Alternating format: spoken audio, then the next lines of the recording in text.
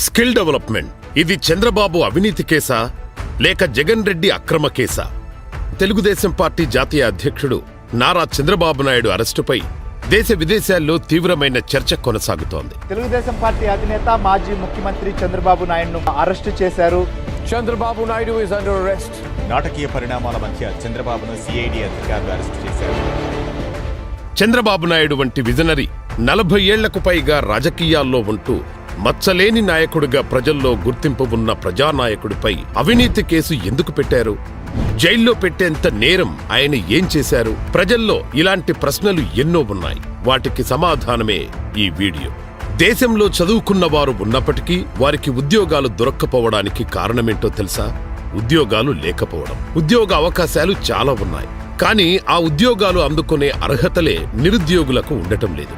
డిగ్రీలున్నాయి కదా, ఇంకేం కావాలి అంటే చదవడం వేరు, పనిచేయడం వేరు. ఉద్యోగం చేసేందుకు నైపుణ్యాలు కావాలి. వాటినే స్కిల్స్ అంటాం. స్కిల్ డెవలప్మెంట్ కోర్సులు మనకు కొత్త కాదు. నారా చంద్రబాబు నాయుడు గారు ఉమ్మడి రాష్ట్ర ముఖ్యమంత్రిగా ఉన్న కాలంలోనే ఐటీ పరిశ్రమలకు కావలసిన యువతను తయారు చేసేందుకు ఈ స్కిల్ డెవలప్మెంట్ కోర్సులు ప్రవేశపెట్టబడ్డాయి. ఇప్పుడు ఈ స్కిల్ డెవలప్మెంట్ ప్రాజెక్టు కథేంటి? స్కిల్ డెవలప్మెంట్ ప్రాజెక్టు అంటే విద్యార్థులకు కాలేజీతో పాటు వారు చదువుతుండగానే ఉద్యోగాలు చేసేందుకు అవసరమైన నైపుణ్యాలను వారిలో సమాంతరంగా పెంపొందించేలా శిక్షణ ఇవ్వడమే ఈ స్కిల్ డెవలప్మెంట్ ప్రాజెక్టు. ఈ ప్రాజెక్టుని దేశంలో మొదటగా తెచ్చింది గుజరాత్ ప్రభుత్వం. 2013లో అంటే గుజరాత్ ముఖ్యమంత్రిగా నరేంద్ర మోదీ ఉన్న కాలంలో సిమెన్స్ అనే కంపెనీ గుజరాత్ సర్కార్తో కలిసి ఈ స్కిల్ డెవలప్మెంట్ ప్రాజెక్టును చేపట్టింది. ఈ ప్రాజెక్టులో మౌలిక సదుపాయాల బాధ్యత గుజరాత్ సర్కార్ది. శిక్షణకు అవసరమైన సాఫ్ట్వేర్, హార్డ్వేర్లను సమకూర్చే బాధ్యత సిమెన్స్ కంపెనీది. 2014లో అటు నరేంద్ర మోదీ దేశానికి ప్రధాని అయ్యారు. అదే సమయంలో ఇటు ఆంధ్రప్రదేశ్కు చంద్రబాబు ముఖ్యమంత్రి అయ్యారు. అప్పటికే విభజనతో నవ్యాంధ్రప్రదేశ్ తీవ్రంగా నష్టపోయింది. యువతకు పెద్దగా ఉపాధి అవకాశాలు లేవు. ఈ పరిస్థితుల్లో పారిశ్రామిక ఉపాధి రంగాలకు అధిక ప్రాధాన్యత ఇవ్వాలని నాటి చంద్రబాబు ప్రభుత్వం నిర్ణయించింది. పారిశ్రామిక అవసరాలకు తగ్గట్లుగా విద్యార్థులు, నిరుద్యోగ యువతకు కీలక రంగాల్లో నైపుణ్య శిక్షణ ఇచ్చి నిపుణులుగా తీర్చిదిద్దాలని భావించింది. ఇందుకోసం ఆంధ్రప్రదేశ్ స్కిల్ డెవలప్మెంట్ కార్పొరేషన్ ను ప్రత్యేకంగా ఏర్పాటు చేశారు. కాలేజీలు, వృత్తి విద్యా సంస్థల్లో నైపుణ్య శిక్షణా కేంద్రాలను ఏర్పాటు చేసి విద్యార్థులను మెరికల్లా తీర్చిదిద్దడం ఈ స్కిల్ డెవలప్మెంట్ కార్పొరేషన్ పని. సరిగ్గా అదే సమయంలో గుజరాత్లో సిమెన్స్ సంస్థ ఆధ్వర్యంలో చేపట్టిన స్కిల్ డెవలప్మెంట్ ప్రాజెక్టు విజయవంతమవడంతో గుజరాత్ను మోడల్గా చూపిస్తూ సిమెన్స్ సంస్థ దేశంలోని ఇతర రాష్ట్రాల్లో కూడా ఈ తరహా ప్రాజెక్టులను చేపట్టాలనుకుంది. అలా మిగతా రాష్ట్రాలతో పాటు ఏపీలో ఉన్న చంద్రబాబు ప్రభుత్వాన్ని కూడా 2014లో సంప్రదించింది. గుజరాత్ తరహాలోనే ఏపీలో కూడా నైపుణ్యాభివృద్ధి శిక్షణ ప్రాజెక్టు చేపడతామని సిమెన్స్ కంపెనీ ఏపీ సర్కార్కు ప్రెజెంటేషన్ ఇచ్చింది. ఇదే ఈనాటి స్కిల్ డెవలప్మెంట్ కేసుకు మొదలు. ఆ తర్వాత వరుసగా ఏమేం జరిగాయో తేదీల ప్రకారం చెప్పుకుందాం. 2014 డిసెంబర్ 13న సిమెన్స్ ప్రాజెక్టుకు అమలుపై అధ్యయనానికి ఒక బోర్డు ఏర్పాటైంది. ఇందులో సభ్యులుగా గంట సుబ్బారావు, లక్ష్మీనారాయణ, రామకృష్ణ, రఘునందన్లు ఉన్నారు. 2015 జనవరి 17వ తేదీన రాష్ట్రానికి చెందిన నిపుణుల బృందం గుజరాత్ రాష్ట్రానికి వెళ్లి అక్కడ సిమెన్స్ ప్రాజెక్టును పరిశీలించి వచ్చారు. 2015 జనవరి 24వ తేదీన గుజరాత్లోని సిమెన్స్ వారి స్కిల్ డెవలప్మెంట్ ప్రాజెక్టు పనితీరు, ఫలితాలు చాలా ఆశాజనకంగా ఉన్నాయని, ఏపీలో కూడా నెలకొల్పాలని చంద్రబాబుకు చెప్పారు. 2015 ఫిబ్రవరి 9వ తేదీన సిమెన్స్ కంపెనీ ఏపీ ప్రభుత్వానికి మరోసారి ప్రెజెంటేషన్ ఇచ్చింది. ఆ తర్వాతే ప్రాజెక్టు ఒప్పందానికి ముందుకు వెళ్లింది ప్రభుత్వం. సిమెన్స్ తో స్కిల్ డెవలప్మెంట్ ప్రాజెక్టు ఒప్పందం 2015 ఫిబ్రవరి 16న రాష్ట్ర మంత్రివర్గ సమావేశంలో ఏపీలో స్కిల్ డెవలప్మెంట్ ప్రాజెక్టు చేపట్టాలని తీర్మానించారు. 2015 జూన్ 22వ తేదీన అప్పటి స్కిల్ డెవలప్మెంట్ సీఈఓ గంట సుబ్బారావు సిమెన్స్ తో ఒప్పందం చేసుకునేందుకు ప్రభుత్వ అనుమతిని అడిగారు. 2015 జూన్ 30వ తేదీన ఈ ప్రాజెక్టు అమలుపై అవగాహన ఒప్పందం ఎంఓయు కుదిరింది. స్కిల్ డెవలప్మెంట్ ప్రాజెక్టు ఒప్పందంలో ఏముంది? సిమెన్స్ ప్రాజెక్టులో 6 క్లస్టర్లు ఉంటాయి. ఒక్కో క్లస్టర్లో ఒక్కో centre of excellency, 5 skill development ఇన్స్టిట్యూట్లు ఉంటాయి. ఒక్కో క్లస్టర్ వ్యయం 559 కోట్లు. అంటే 6 క్లస్టర్ల ప్రాజెక్టు మొత్తం విలువ 3356 కోట్లు. ఇందులో రాష్ట్ర ప్రభుత్వం వాటా 10%, అంటే పన్నులతో కలిపి మొత్తం 370 కోట్లు. మిగిలిన 90% వ్యయం సిమెన్స్ కంపెనీదే. రాష్ట్ర ప్రభుత్వం తన 10% వాటాగా డబ్బునిస్తుంది. సిమెన్స్ సంస్థ తన 90% వాటాగా డబ్బు కాకుండా దానికి విలువైన వివిధ ఉత్పత్తుల సాఫ్ట్వేర్, కోర్స్ మెటీరియల్, హార్డ్వేర్లను సమకూర్చుతుంది. శిక్షణా కేంద్రాలను నెలకొల్పడం, అవసరమైన సదుపాయాలను కల్పించడం, సిబ్బందితో శిక్షణ ఇప్పించడం డిజైన్ టెక్ సంస్థ బాధ్యత. ప్రాజెక్టు వ్యయంలో ఏపీ ప్రభుత్వం వాటా 10% నిధులను ముందుగానే తమకు చెల్లించాలని సిమెన్స్ కంపెనీని కోరింది. ఒప్పందం తర్వాత ఏం జరిగింది?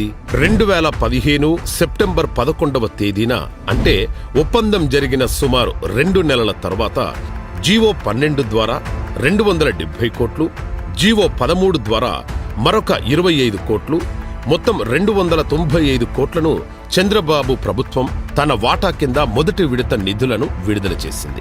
సిమెన్స్తో ఒప్పందం చేసుకున్నాం కదా అన్న విషయాన్ని రాష్ట్ర ప్రభుత్వం అంతటితో వదిలేయలేదు. స్కిల్ డెవలప్మెంట్ ప్రాజెక్టు అమలు, పర్యవేక్షణకు 2 కమిటీలను ఏర్పాటు చేస్తూ 2015 అక్టోబర్ 10న జీవో నెంబర్ 8 ద్వారా ఉత్తర్వులు విడుదల చేసింది. ఓ కమిటీలో సభ్యులుగా ఐఏఎస్ అధికారులు ముద్దాడ రవిచంద్ర, ఎస్ఎస్ రావత్, అజయ్ జైన్, లక్ష్మీనారాయణతో పాటు సాంకేతిక నిపుణుడు Ganta Subbarao, siemens design tech ప్రతినిధులు ఉన్నారు. ఈ ప్రాజెక్టు అమలు, పర్యవేక్షణ ఈ కమిటీ బాధ్యత.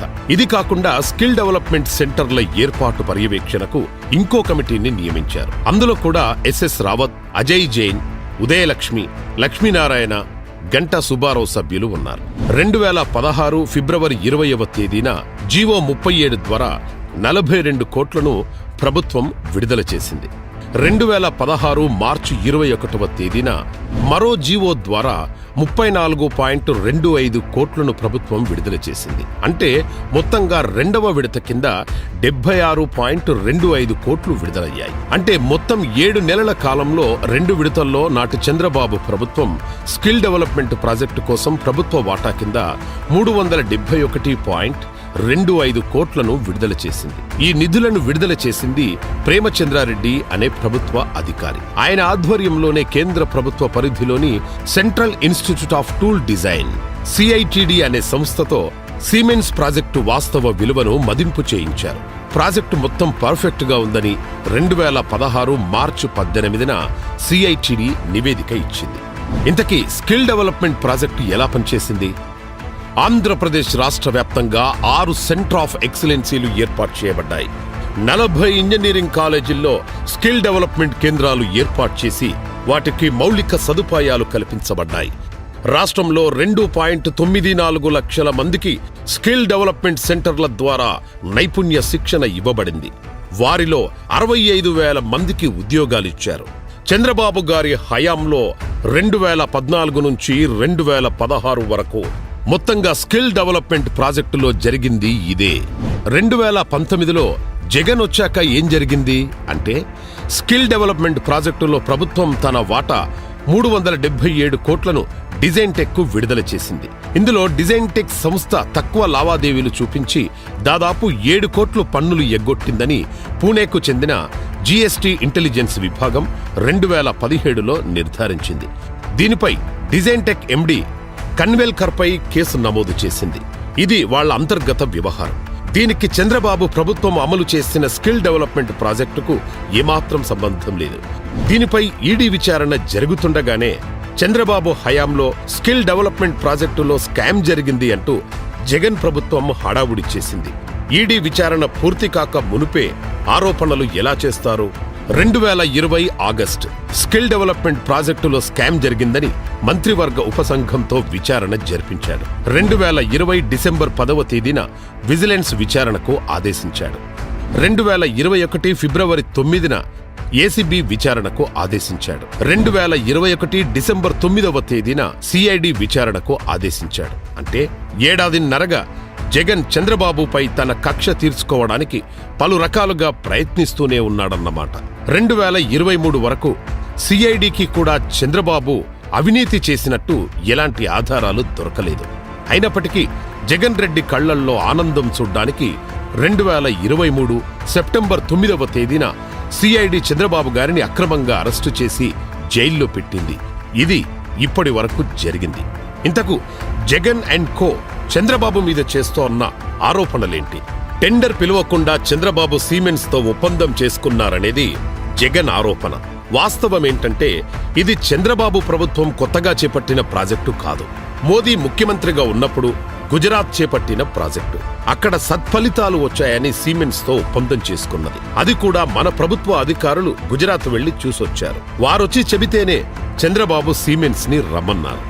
ఏపీ తరువాత తమిళనాడు, కర్ణాటక, ఝార్ఖండ్ ప్రభుత్వాలు కూడా టెండర్లు లేకుండానే ఒప్పందాలు చేసుకున్నాయి. ఇక్కడ ఇంకో విషయం జగన్ ప్రభుత్వం దాచిపెడుతుంది. అదేంటంటే గుజరాత్, కర్ణాటక రాష్ట్రాలు తమ వాటా 20%తో ఒప్పందాలు చేసుకున్నాయి. కానీ చంద్రబాబు ప్రభుత్వం 10% వాటాతోనే ఒప్పందం చేసుకుంది. నిధుల విడుదలకు సంబంధించి ప్రభుత్వ ప్రధాన కార్యదర్శికి, ఆర్థిక శాఖ ప్రిన్సిపల్ సెక్రటరీకి స్పీకింగ్ ఆర్డర్స్ మాత్రమే ఇచ్చారు. అంటే నోటి మాటగానే చెప్పారని జగన్ రెడ్డి ఆరోపణ.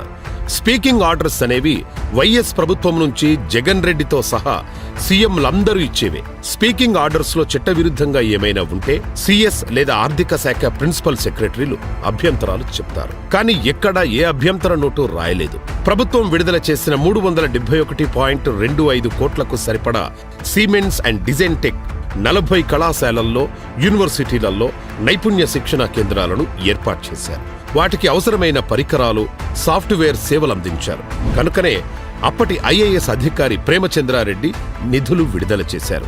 కాబట్టి స్పీకింగ్ ఆర్డర్ అనే ఆరోపణ కుట్ర మాత్రమే. స్కిల్ డెవలప్మెంట్ ప్రాజెక్టులో 371 కోట్ల అవినీతి చేశారన్నది జగన్ మొండిగా చేస్తోన్న మూడో ఆరోపణ. కళ్ల ముందు 6 సెంటర్ ఆఫ్ ఎక్సలెన్సీలు, 40 స్కిల్ డెవలప్మెంట్ కేంద్రాలు, 2.94 లక్షల మందికి నైపుణ్య శిక్షణ, వారిలో 65,000 మందికి ఉద్యోగాలు. ఇన్ని కనబడుతున్నా మళ్లీ అదే పాట. అంతేకాకుండా సిమెంట్స్ ప్రాజెక్టు విలువను అంచనా వేయడానికి కేంద్ర ప్రభుత్వ సంస్థ సెంటర్ ఆఫ్ టూల్స్ డిజైన్ ను నియమించారు. వారు సమర్పించిన వాల్యూ ఆఫ్ అసెస్మెంట్ ప్రకారం ఏపీ ప్రభుత్వం చేసుకున్న ఒప్పందం సరైనదేనని నిర్ధారణ చేశారు. మరి అలాంటప్పుడు ఇంకా ఆరోపణ చేయడం కక్షతో చేస్తున్న కుట్ర మాత్రమే.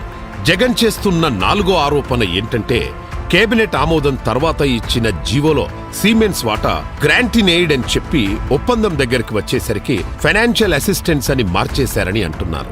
జీవోను తయారు చేసి ఒప్పందం కుదుర్చుకున్న 6 మంది ఐఏఎస్ ఆఫీసర్లకు కనిపించని తప్పు జగన్ రెడ్డికి కనిపించిందట.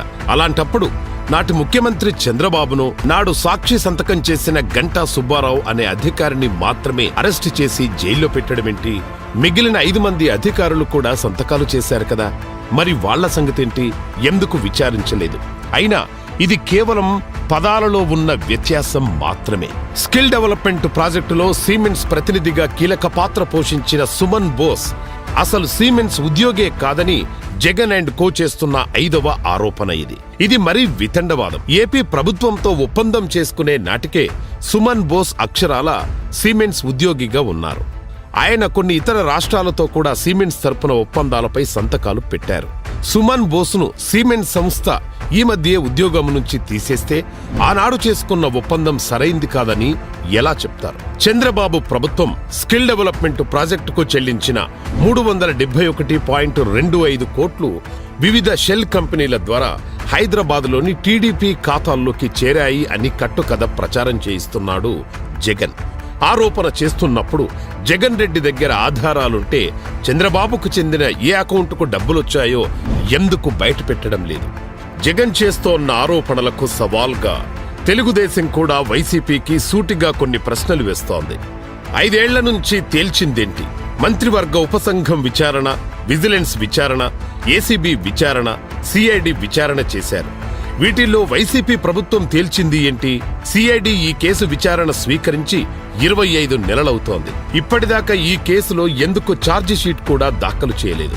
ఒక్క ఆధారం కూడా బయట పెట్టకుండా ఎందుకు కేవలం కక్ష రాజకీయాలు చేస్తున్నారు? డిజైన్ టెక్ ఏర్పాటు చేసిన 6 సెంటర్ ఆఫ్ ఎక్సలెన్సీలు, 40 ఇంజనీరింగ్ కాలేజీల్లో ఏర్పాటు చేసిన స్కిల్ డెవలప్మెంట్ కేంద్రాలు అద్భుతమని, వారిచ్చిన ట్రైనింగ్ బాగుందని ఆయా కాలేజీలు, సంస్థలు మీ ప్రభుత్వంలోనే సర్టిఫికేషన్ ఇచ్చారు.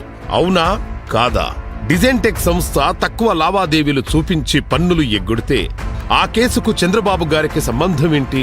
ప్రభుత్వం ఇచ్చిన డబ్బులకు, వాళ్ల రాష్ట్రంలో మౌలిక సదుపాయాలు, ట్రైనింగ్, సాఫ్ట్వేర్ ఇచ్చారు. ఆ లెక్కలు మదింపు చేసుకునే ప్రభుత్వం డబ్బులిచ్చింది. ఆ తర్వాత వాళ్ల ఇంటర్నల్ మ్యాటర్స్ తో చంద్రబాబు గారికి గాని ప్రభుత్వానికి గాని సంబంధం ఏంటి? స్కిల్ డెవలప్మెంట్ ప్రాజెక్టు ద్వారా డబ్బులు ఎట్నుంచి ఎక్కడికి పోయి ఎవరి ద్వారా టీడీపీ నేతలకు చేరాయో ఆధారాలుంటే ఎందుకు బయటపెట్టడం లేదు? స్కిల్ డెవలప్మెంట్ కేసు విచారణలో తమకు బాగా కావాల్సిన వారి విషయంలో ఒకలా, ఇతరుల విషయంలో మరొకలా ఎందుకు వ్యవహరిస్తున్నారు?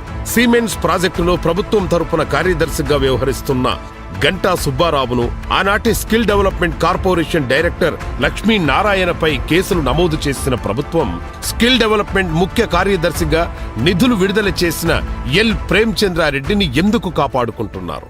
స్కిల్ డెవలప్మెంట్ పై ఫోరెన్సిక్ ఆడిట్ చేయడానికి టెండర్లు పిలిచినప్పుడు స్కిల్ డెవలప్మెంట్ సెంటర్లు, శిక్షణ కేంద్రాలు, ఇంజనీరింగ్ కాలేజీల్లో ఏర్పాటు చేసిన ల్యాబ్లు, హార్డ్వేర్ యూనిట్లు, ఇంకా ఆస్తుల కల్పనను భౌతిక పరిశీలన చేయాల్సిన అవసరం లేదని జగన్ ప్రభుత్వం ఎందుకు చెప్పింది? స్కామ్ జరిగింది నిజమే అయితే సిమెంట్ సంస్థ నుంచి డబ్బు రాబట్టే అధికారం చేతిలో ఉంచుకొని కూడా జగన్ ఆ పని ఎందుకు చేయడం లేదు? స్కిల్ డెవలప్మెంట్ ప్రాజెక్టు ద్వారా 2.94 లక్షల మందికి నైపుణ్యాభివృద్ధి శిక్షణ అందించి వారిలో 65,000 మందికి ఉద్యోగాలిచ్చారు. ప్రాజెక్టు మొత్తం అవినీతిమయమైతే 65,000 ఉద్యోగాలు ఎలా ఇచ్చారు? స్కిల్ డెవలప్మెంట్ ప్రాజెక్టులో టీడీపీ ప్రభుత్వం మాదిరే అదే కంపెనీలతో గుజరాత్, తమిళనాడు, కర్ణాటక, జార్ఖండ్ ప్రభుత్వాలు ఒప్పందాలు చేసుకున్నాయి. ఇదే సిమెంట్స్, ఇదే డిజైన్ టెక్ అక్కడ కూడా ఉన్నాయి. గుజరాత్ రాష్ట్రం అప్పటి మోడీ ప్రభుత్వం కూడా అవినీతి చేసిందని చెప్పే దమ్ము జగన్ రెడ్డికి ఉందా? ఒక కంపెనీతో ఒప్పందం చేసుకునే సమయంలో కంపెనీ ప్రతినిధిగా ఆయా వ్యక్తులు ఒప్పందంలో సంతకాలు చేస్తారు. అలాగే cements India MD Suman Bose skill development ఒప్పందంలో సంతకం చేశారు. 2018 వరకు ఆయన సిమెంట్స్ కంపెనీలోనే ఉన్నారు. తర్వాత బయటికొచ్చేశారు. కానీ ఏపీ స్కిల్ డెవలప్మెంట్ తో చేసుకున్న ఒప్పందంలో సిమెంట్స్ కు సంబంధం లేదని ఎలా చెబుతారు? ఏపీ ప్రభుత్వం డబ్బులు విడుదల చేసింది సిమెంట్స్ కంపెనీకే కదా. స్కిల్ డెవలప్మెంట్ ప్రాజెక్టులో అవినీతి అని వైసీపీ ప్రభుత్వం, సిఐడి చెబుతున్న కట్టుకథలకు తెలుగుదేశం పార్టీ 35 డాక్యుమెంట్లను బయటపెట్టి సమాధానం చెప్పింది. స్కిల్ డెవలప్మెంట్ ప్రాజెక్టు అమల్లో భాగంగా నాటి రాష్ట్ర ప్రభుత్వం నుంచి తమకు వచ్చిన 371 కోట్లకు సంబంధించి తాము ఎవరెవరికి ఎంత చెల్లించిందో చెబుతూ వాటికి సంబంధించిన ఇన్వాయిస్లను కూడా డిజైన్ టెక్ సంస్థ వారు గతంలో సిఐడి దర్యాప్తు అధికారిగా ఉన్న ధనుంజయుడికి ఫిబ్రవరి 19, 2022న పూర్తి సమాచారం అందించారు. ఒక లేఖ రాసి మరీ డిజైన్ టెక్ వారు ప్రభుత్వం నుంచి తమకు వచ్చిన సొమ్మును ఏ సంస్థలు, వ్యక్తులకు ఎంతెంత ఇచ్చింది స్పష్టంగా సిఐడికి తెలియజేశారు. వాటిని పక్కన పెట్టి అసలు సంస్థనే బోగస్ అని కొట్టిపడేస్తున్నారు. సిఐడి తాజాగా ఫైల్ చేసిన రిమాండ్ రిపోర్ట్ పరిశీలిస్తే పేజీ నెంబర్ 16లో పేరాగ్రాఫ్ ఎన్లో 145 కోట్లు అని, మరో చోట పేరాగ్రాఫ్ ఓలో 279 కోట్లని రాశారు. పేజీ నెంబర్ 21లో అసలు డబ్బుల బదిలీ వ్యవహారంపై ఇంకా తామేమీ నిర్ధారణకు రాలేదని చెప్పుకొచ్చారు. సిఐడి అన్ని పరిశీలించి తయారు చేసిన రిమాండ్ రిపోర్ట్లోనే ఇంత స్పష్టత ఉంటే ఈ మేధావులు చంద్రబాబు తప్పు చేశారని ఎలా చెబుతారు? స్కిల్ డెవలప్మెంట్ ప్రాజెక్టు విషయమై ఆర్నాబ్ గోస్వామితో చర్చ సందర్భంగా జగన్తో బహిరంగ చర్చకు సిద్ధమా అని అడిగిన ప్రశ్నకు బ్రింగ్ ఇన్ ఇట్ అని నారా లోకేష్ అన్నారు. జగన్కు దమ్ముంటే దానికి సమాధానమేది. కుట్రపూరితంగానే శరత్ అసోసియేషన్తో తప్పుడు నివేదికలు తెప్పించుకొని చంద్రబాబు గారిపై అక్రమ కేసులు పెట్టించిన ప్రభుత్వం ఇప్పుడు ఆత్మరక్షణలో పడింది. దాన్ని కప్పిపుచ్చుకోవడానికి మళ్లీ ఫైబర్ గ్రిడ్ స్కామ్ అంటూ కొత్త నాటకం మొదలుపెట్టింది. తెలుగుదేశం శ్రేణులకు న్యాయ వ్యవస్థపై నమ్మకం ఉంది. ప్రజలకు చంద్రబాబు గారి నిజాయితీపై నమ్మకం ఉంది.